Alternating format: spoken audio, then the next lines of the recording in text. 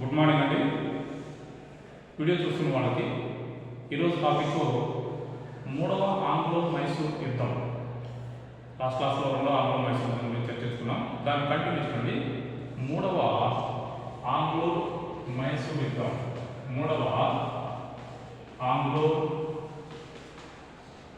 మైసూర్ యుద్ధం 1792 ఈ మధ్యన దీన్ని తెలుసుకున్నాడు. ఈ యుద్ధం యొక్క తీరుతెన్నులు, దాని ఫలితాలు, దాని విధానాలు ఏంటి అనేది ఈ క్లాస్లో ఒకసారి చర్చిస్తాం.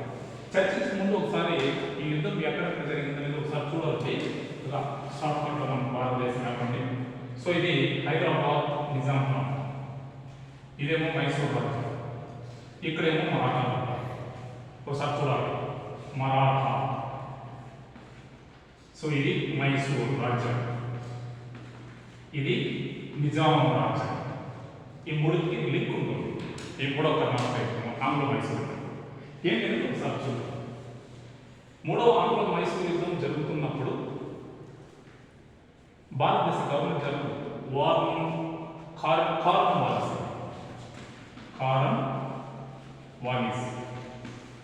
సో ఈయన అప్పటికి మైసూర్ నవాబు టిప్పు సుల్తాన్. మూడవ ఆంగ్లో మైసూర్ యుద్ధం జరగడానికి ప్రధాన కారణం తిరువాంకూర్ అనే ప్రాంతాన్ని టిప్పు సుల్తాన్ ఆక్రమించుకోవాలి. తిరువాంకూర్ అనే ప్రాంతాన్ని టిప్పు సుల్తాన్ ఆక్రమించుకోవాలి. దీంతో బ్రిటిష్ వాళ్ళు ఏం చేస్తారంటే మైసూర్ సామ్రాజ్యానికి వ్యతిరేకంగా ఉన్న మరాఠాలతోనూ నిజాంతోనూ స్నేహ సంబంధాలు ఏర్పాటు చేసుకున్నారు. దాంతో వాళ్ళకి బ్రిటిష్ వాళ్ళకి మైసూర్ సామ్రాజ్యాన్ని ఆక్రమించుకోవడానికి ఒక చక్కటి అవకాశం దొరికింది. అలాగే ఇదే ప్రాంతంలో చిన్న చిన్న ప్రాంతాలైన దిండిగల్, కోయంబత్తూర్, తిరుచునాపల్లి, అలాగే మనకి గుర్రంకొండ, ఈ ప్రాంతాలన్నింటినీ బ్రిటిష్ సేనాధిపతులు ఆక్రమించిన అందులో కీలకమైన వ్యక్తి కెప్టెన్ రీడ్ అనే వ్యక్తి కూడా ఇందులో మనం ప్రధానంగా కనిపిస్తుంటాం. సో దీంతో మైసూర్ సామ్రాజ్య రాజధాని శ్రీరంగపట్నం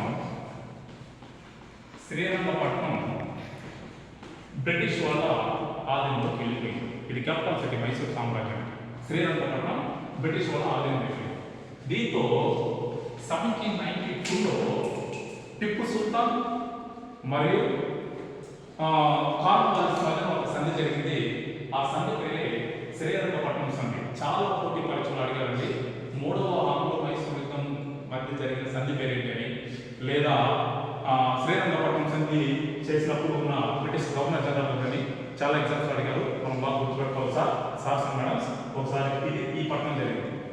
దీని తర్వాత రెండు వర్గాల మధ్య ఒక సంధి కుదిరింది.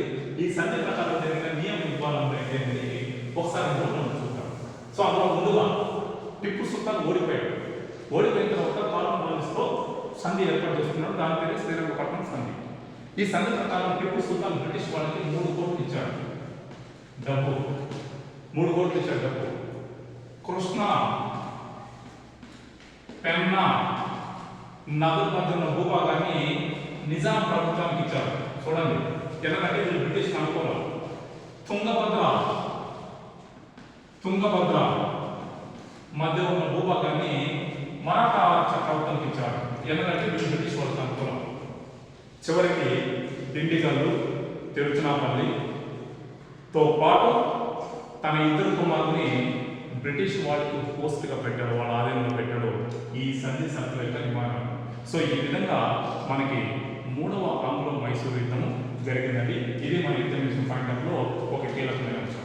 సో వీడియో చూస్తున్న వాళ్ళు సార్స్ అండ్ మేడమ్స్ లైక్ చేయండి, నా కంటెంట్ నచ్చితే షేర్ చేయండి, సబ్స్క్రైబ్ చేయండి. మరిన్ని వీడియోతో మీ ముందుకు వస్తా. Thank you.